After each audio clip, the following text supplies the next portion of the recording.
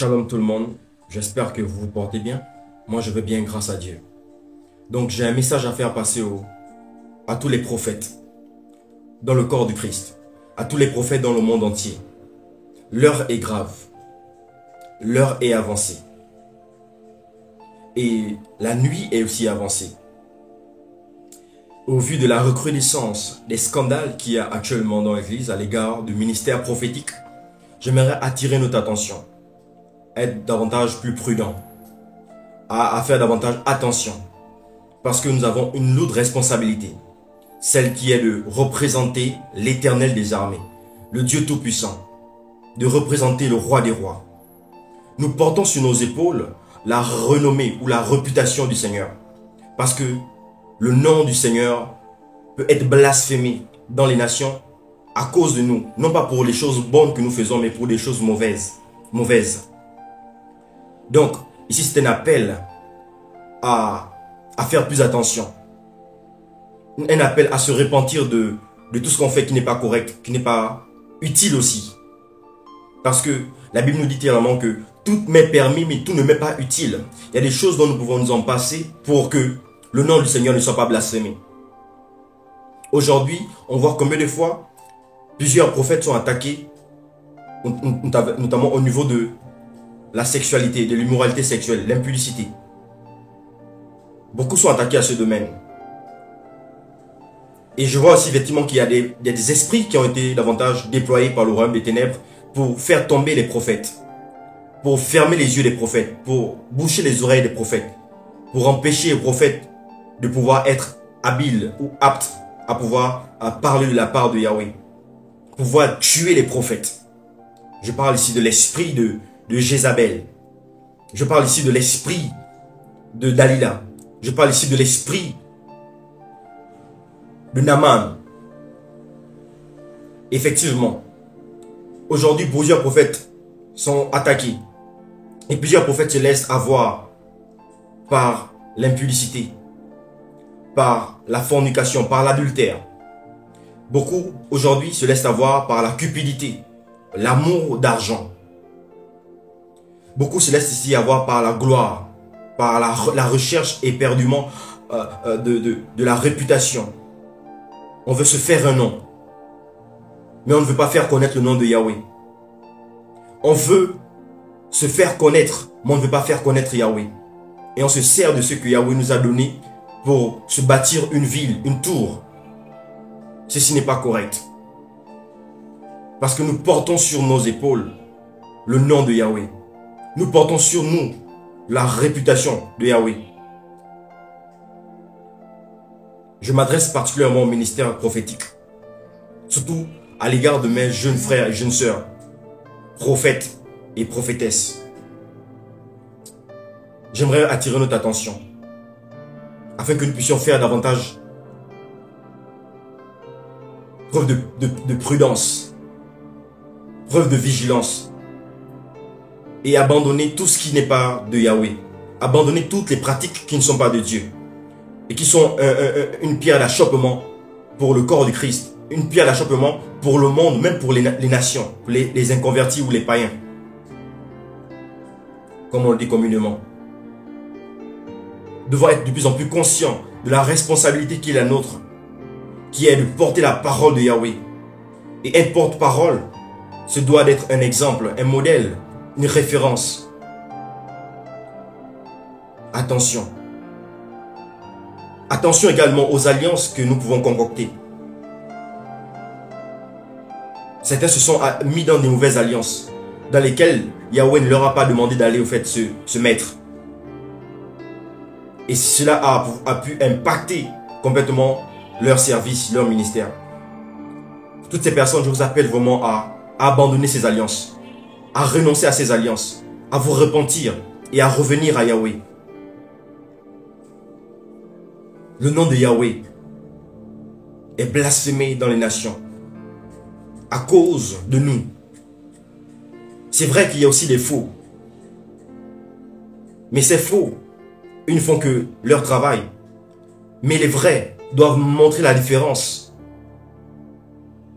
Nous avons besoin de plus de responsabilité, plus de prise de conscience de qui nous représentons.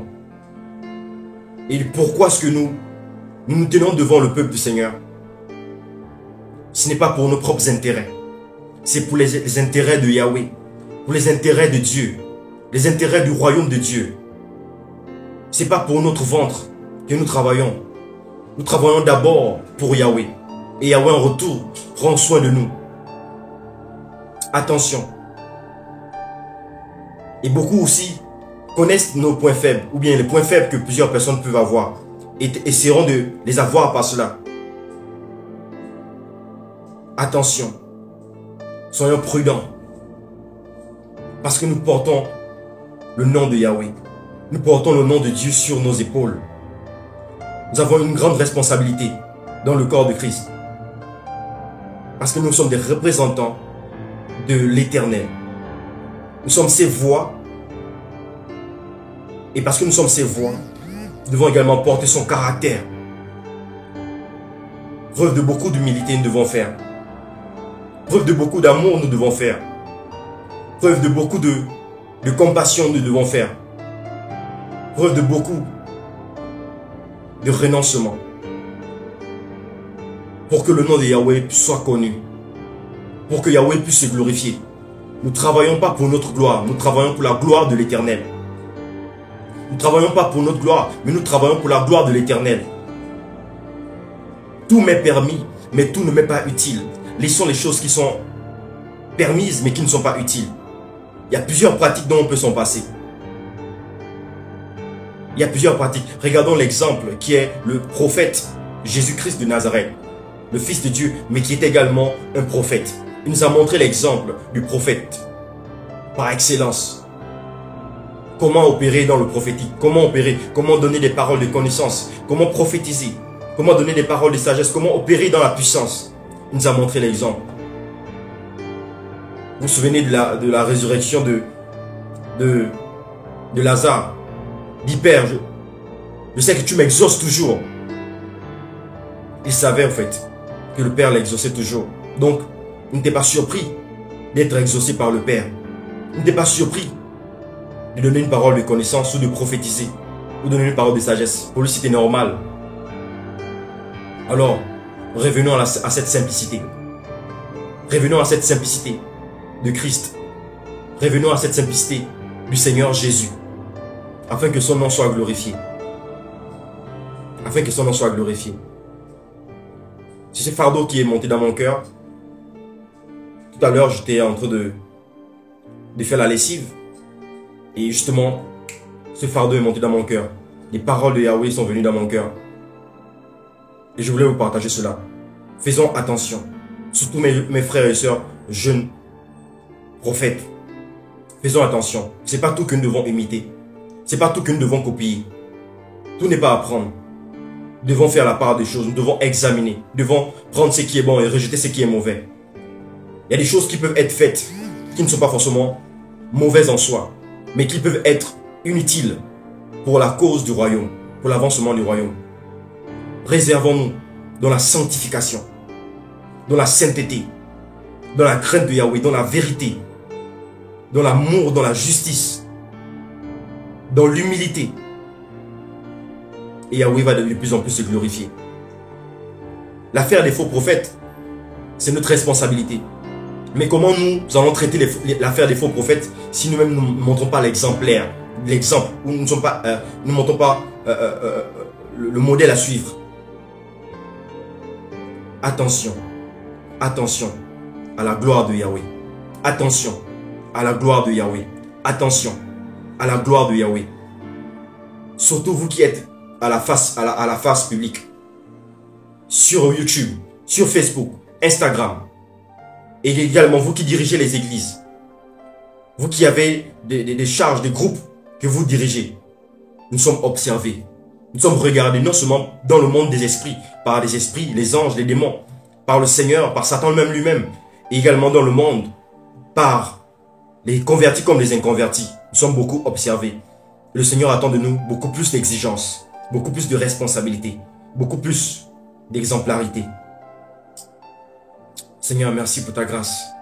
Permets que ce message, Seigneur, a le cœur d'un prophète. Et que Seigneur, cela puisse amener à la repentance un prophète. Cela puisse amener un prophète à prendre conscience de la responsabilité qu'il a et de pouvoir faire face à cela.